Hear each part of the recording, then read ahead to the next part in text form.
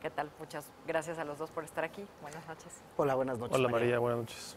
Jorge, Sebastián, a ver, ustedes argumentan que la estrategia para combatir el robo de combustible se implementó, si no en el peor, en un mal momento. Así es.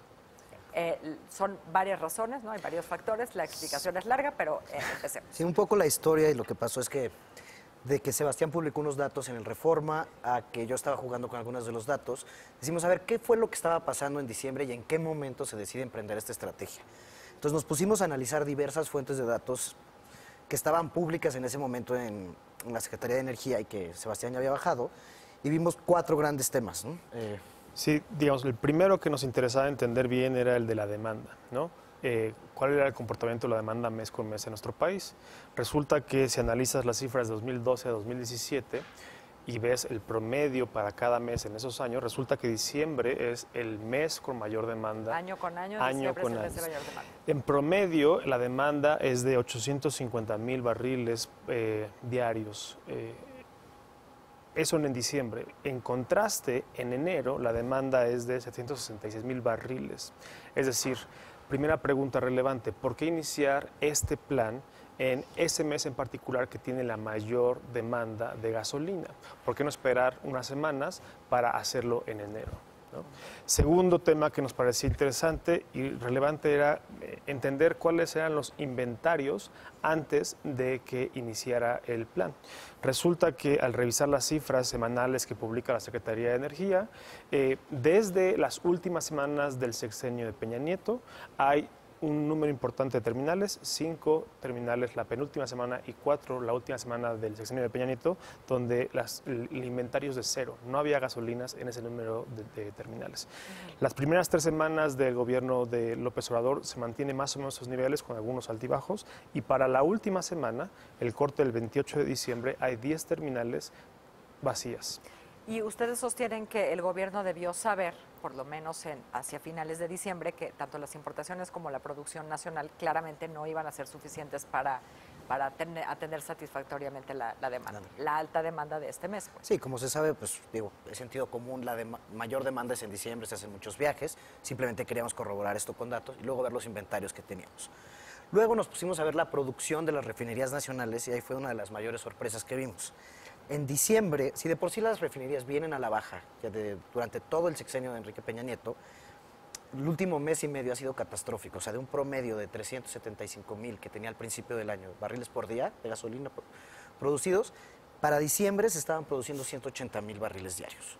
Es decir, no se cumplía ni una cuarta parte de la demanda esperada de los 850,000 barriles diarios que se consumen en diciembre. Si digo, nosotros lo podemos saber, los funcionarios de Pemex, pues lo deberían de poder calcular y lo saben mucho mejor que nosotros y tienen mucha mejor información. Y otro tema que estaba, digamos, en la opinión pública era el tema de las importaciones, que si Pemex no importó gasolina, que si sí importó gasolina, que estaban los barcos, etcétera, ¿no? Y nos pusimos a ver las importaciones y sí, en efecto, Pemex sí importó gasolina en diciembre, importaron 550,000 barriles. Esta información aún no es pública en las bases de datos, pero la presentó Rocío Nale y el presidente Andrés Manuel López Obrador en una de las conferencias mañaneras, que siendo una cifra considerable, es menos que en noviembre y es mucho menos que en diciembre del año anterior, donde se importaron 670,000 barriles. Entonces, cuando ponemos toda esta información junta, vemos que va a haber 850,000 de demanda. Se producen 180, importamos 560. Faltan 100,000 barriles cuando se lanza la estrategia. Y por otro lado, los inventarios que podrían haber suplido esta falta de gasolina estaban en sus niveles más bajos del año. No se reabastecieron antes de iniciar la estrategia. ¿Cuál de los factores que ustedes estudiaron o que ustedes analizaron fue el más determinante, el más relevante, o fue la combinación? Yo creo que es justo la combinación de estos 4 elementos, digamos, lo que nos permite plantear que no era una coyuntura favorable para implementar una política pública con potenciales costos sociales y políticos tan elevados, ¿no? No parecía sin duda el mejor momento para hacerlo y los resultados que hemos visto en las últimas semanas parecen confirmarlo. ¿En qué términos o cómo creen que ustedes que hubiera cambiado la situación si esta estrategia se hubiera implementado los primeros días de enero o a mediados de enero o a finales de enero o en otro momento? Pues, ¿Qué hubiera sido diferente? Pues por un lado La demanda era menor. El consumo en esa época es mucho menor que en diciembre, lo cual te da mucha mayor flexibilidad.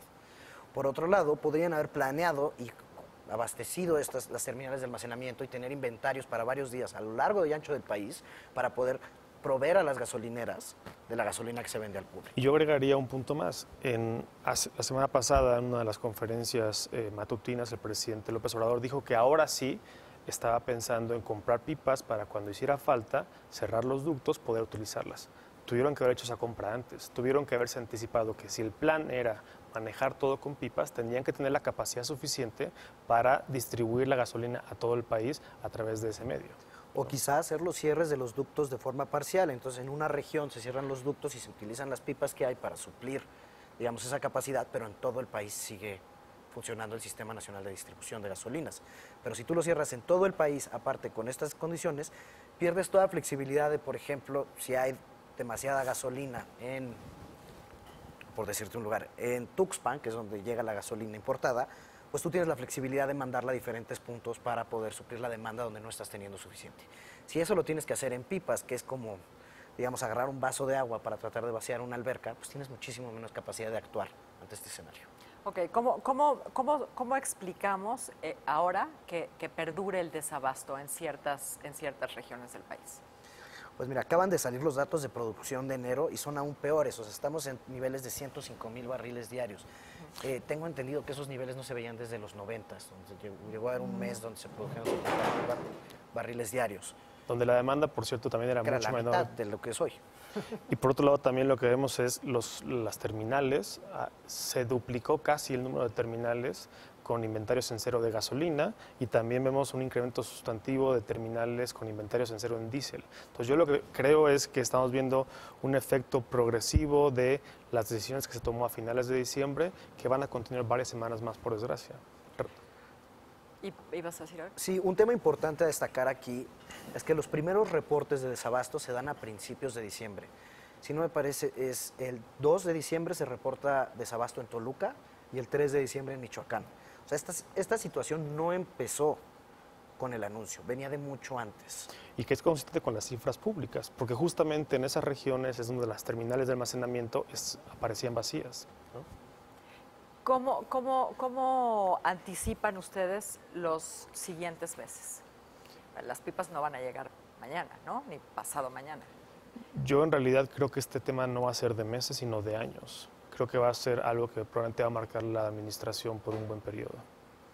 Porque no veo la manera en cómo puedan solucionar la provisión, el abasto de gasolina sin utilizar los ductos, ¿no? Yo veo una serie de problemas aquí planteándose. Uno es la producción nacional, que ahorita la refinería de Salamanca, que es la que provee a Jalisco, Guanajuato, Aguascalientes y Querétaro, digamos la zona del Bajío, está prácticamente cerrada. Está produciendo 2-3 mil barriles diarios, que normalmente llegó a producir 40-50 mil.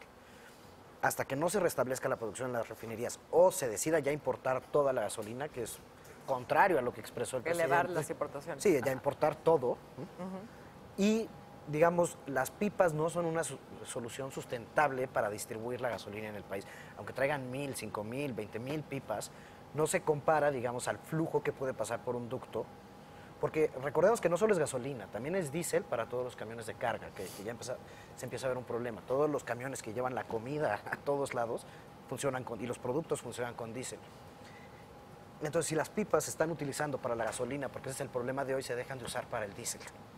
Y para la turbocina, que es lo que se utiliza para los aviones, podría haber una situación de desabasto en los aeropuertos porque se utiliza esa capacidad para transportar la gasolina.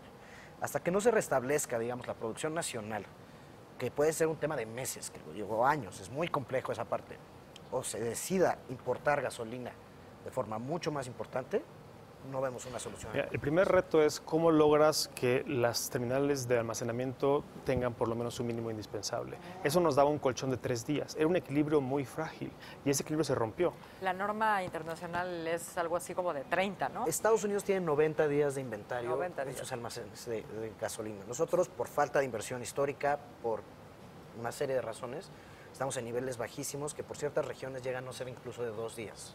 A ver, se nos acaba el tiempo. Díganme, punto 1 que ustedes cambiarían a la estrategia del combate al combustible.